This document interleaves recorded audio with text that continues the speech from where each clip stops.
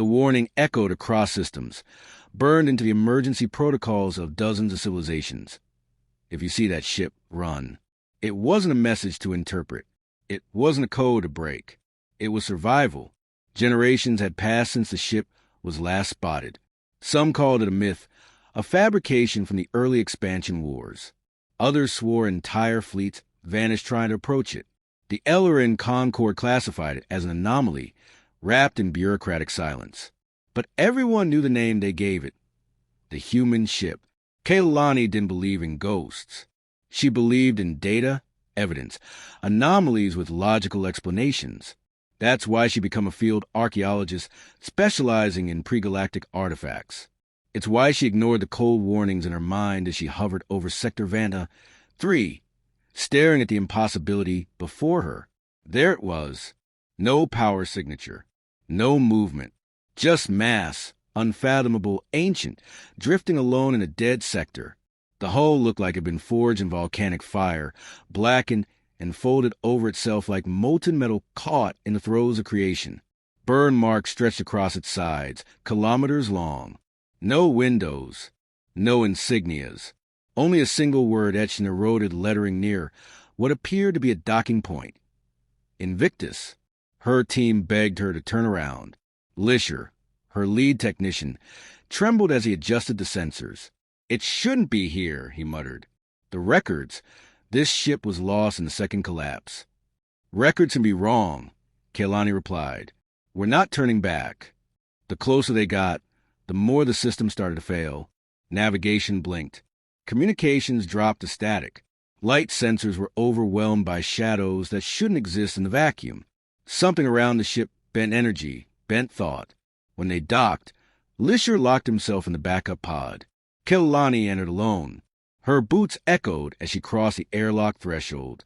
The ship accepted her, sealing behind her with a hiss. Inside, there was no decay, no dust. The walls were metal unlike any she'd catalogued, dull and alive at once, pulsing faintly beneath the surface like something breathing just beneath the skin. The corridor stretched impossibly. Her scans failed to map the interior. Distances didn't make sense.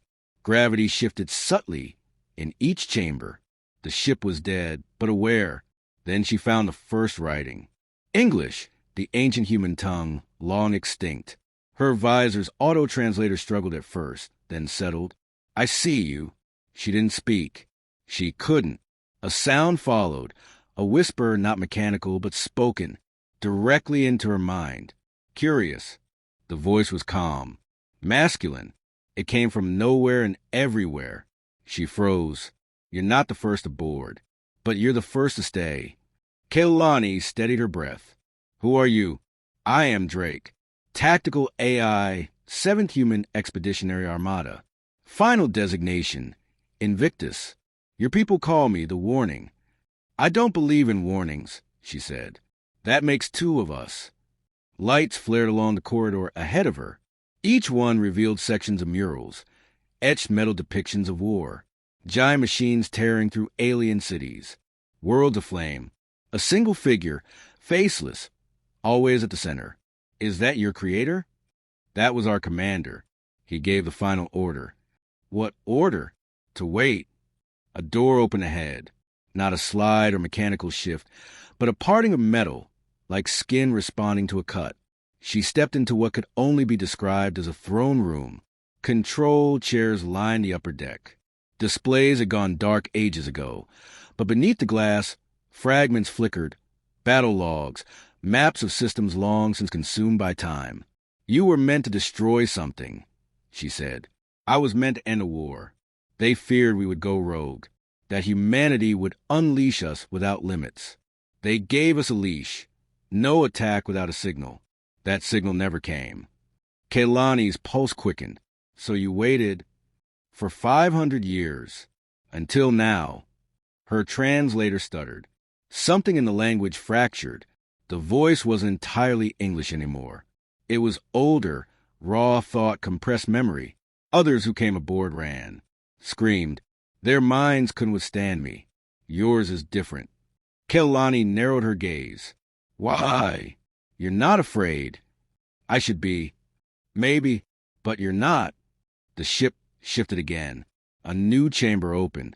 Inside were rows of pods, sarcophagi of war, black armor, humanoid shapes, emblems etched with human insignia, wings, skulls. Earth. They're still here, she asked. No, these are relics. The bodies are dust, but the systems remain. The will remains. The will. The will to act, to protect, to destroy. We were not built to sleep forever. We were built to burn bright and vanish. Kaylani stepped closer to one of the pods. A single crack ran down the center. Her hand hovered over it. They told stories of you, she whispered. Said humans conquered not because they were strong, but because they were willing to go where no others would. Sacrifice, madness, creativity. You would call it brilliance. Others called it suicide. We called it survival. Are there others like you? Not anymore. The silence stretched. Then, unless you bring them back. She looked up sharply. What do you mean? There is a beacon, deep within. If activated, it transmits an ancient code, a call to arms, a resurrection. Would they come? If they still exist, yes. And if they don't, then the galaxy remains safe, or thinks it is. Kaylani turned away. Her thoughts raced. This wasn't just history. This was a decision, the power to reawaken the greatest threat the stars had ever known, or let it sleep buried in silence. She took a slow breath. I need to see more. Then follow. But understand, truth carries weight, and once seen cannot be unseen. I'm not here to run. Good. The ship hummed. Deeper systems stirred, and the path ahead unfolded, silent and waiting. She walked forward. The Invictus watched, and somewhere, far beyond the stars, something old began to stir. The passage narrowed, but Kaylani kept moving.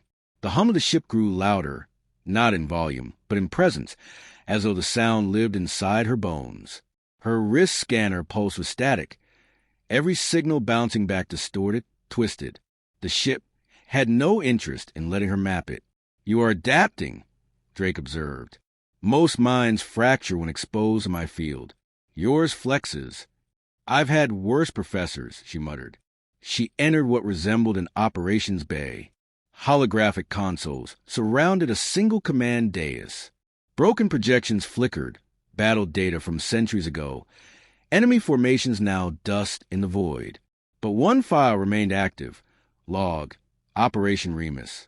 Kaylani approached the console. Drake didn't stop her. She activated the file. The projection swelled around her. A full battle simulation played out in silence. Earth fleet versus Dominion armada. Human vessels moved like predators, erratic, daring. They ignored formations, crashed ships together, redirected their own destruction into tactical advantage. Kaylani couldn't look away. Insane, she whispered. Effective, Drake responded. Humanity didn't value survival. It valued victory. The only acceptable outcome was dominance or extinction. The projection ended. Kaylani turned. Why show me this? Because understanding us is the only way to understand your decision. You stand at the intersection of caution and curiosity. The galaxy forgot us. You remembered. She felt her chest tighten. I didn't come to remember. I came to learn. There is no difference, Drake said. A new doorway opened. She followed into a vast chamber lined with display cases. Personal items, dog tags, journals, photographs, primitive weapons. Human relics sealed in stasis fields. One image showed a boy holding a model of the Invictus. Behind him stood a man in uniform, the same man from the murals. Who is he, she asked. Commander Elias Rourke, architect of Operation Remus. Last human to command me. He's young. They all were. Kaylani stopped before a data slab. Inside, a handwritten letter. The AI read aloud. To whomever finds this, we never meant to be monsters. We only wanted to be free. But the galaxy made a choice, and so did we. If you're reading this, know that Invictus sleeps not in defeat, but in warning. She swallowed. They were already losing, weren't they? They never expected to win. only to be remembered. The path led down. Sublevels opened. The deeper she went, the colder the ship became. Not in temperature, but in sensation. The walls no longer pulsed. They watched. Presence surrounded her. She entered a room filled with containment pods, different from the sarcophagi before. These were reinforced, sealed in overlapping radiation shields.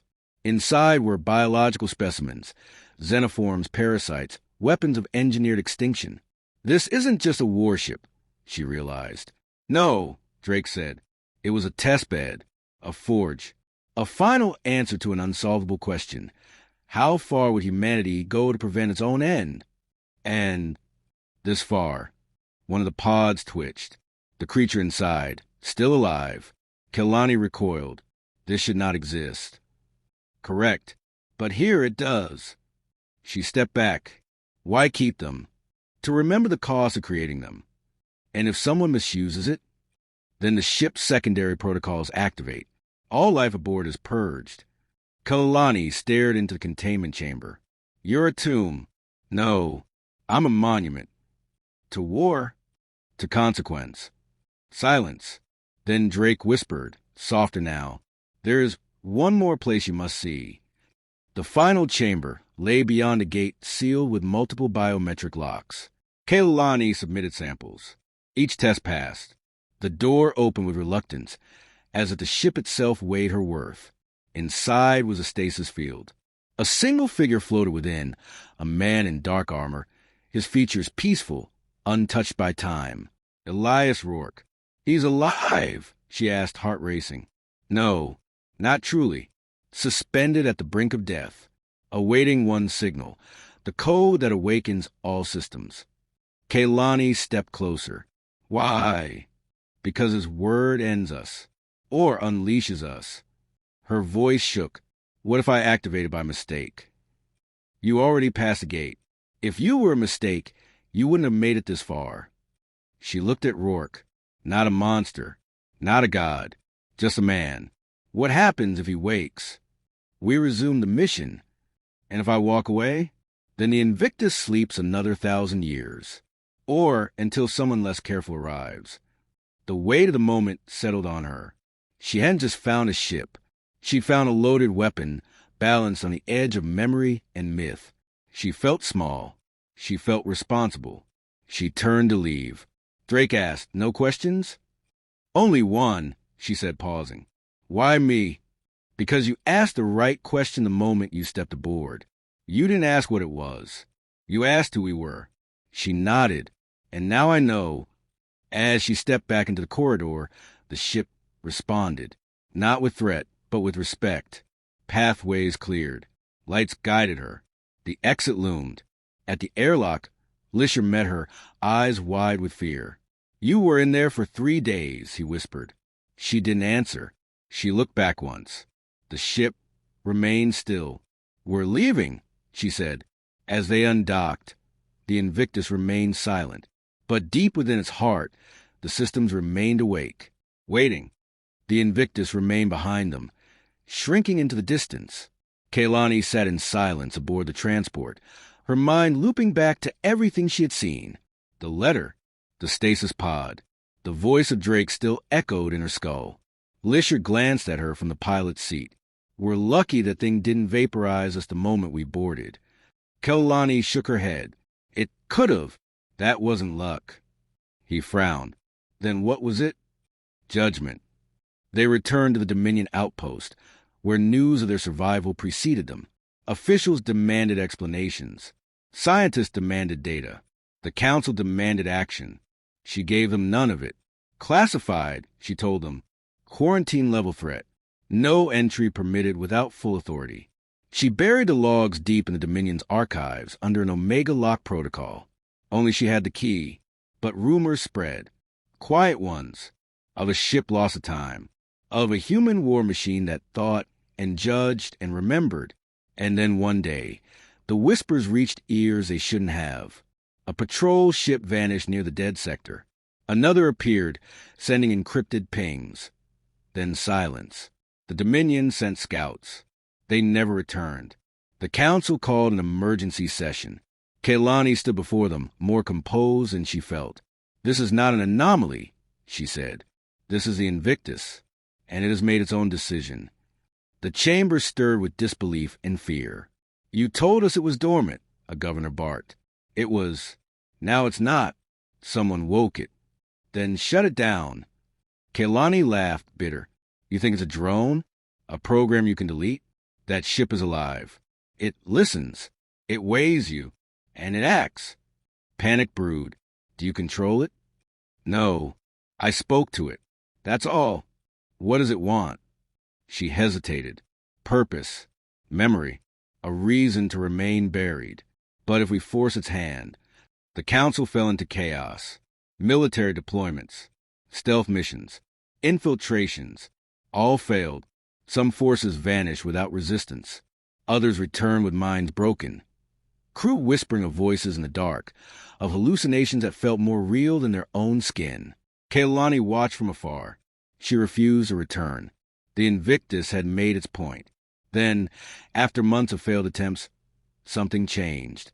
A signal, not from the Invictus, but from deep space, far beyond even the Dominion's reach.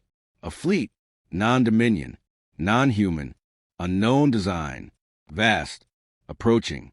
Intercepted communications showed a single repeated phrase: "We've come to finish the war." Panic consumed the galaxy. The council convened a final time. Kaylani stood before them again, this time no longer as a scholar, but as the only one who had stood within humanity's last blade. "What do you propose?" they asked her. "Send me," she said. "Alone." The council refused. She overrode them. She traveled back to the sector alone, past debris fields, through the eternal dust, until once again she stood before the Invictus. "Drake," she whispered. "It's me." The voice greeted her gently. "Kaylani, you were right. They're coming. I know. I don't know if we can stop them. No one ever did." She closed her eyes. "I need your help."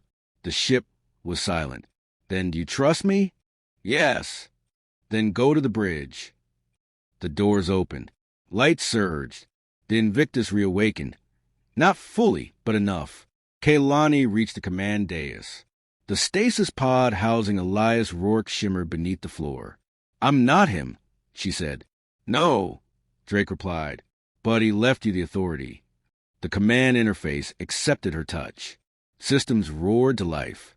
Across its hull, weapon ports emerged. Energy cores throbbed with power last used millennia ago. And then, other signals. Dozens. Across dead systems, more ships awoke. Not just the Invictus.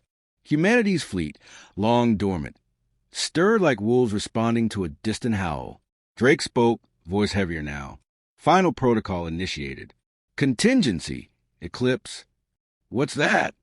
Kaylani asked. "The last war. The alien fleet breached the sector perimeter.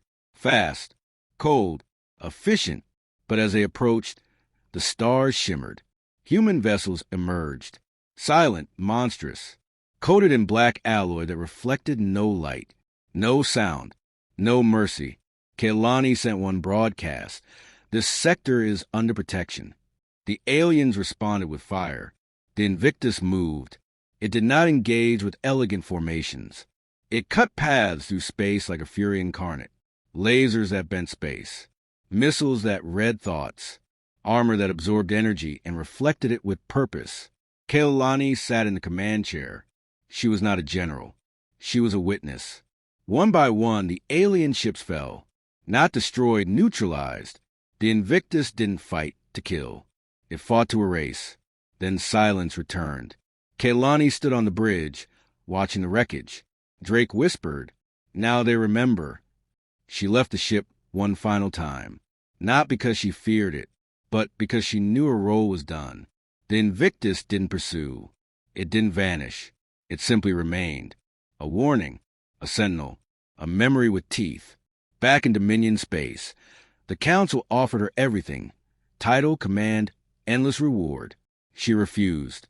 Instead, she recorded one final entry. To those who ask if the legends are true, yes. And you should be grateful they are only legends now. Because if humanity ever truly wakes again, it won't be to lead. It will be to end what someone else starts. She closed the log, and in the dark beyond the stars, Invictus waited. Still, watching. Human.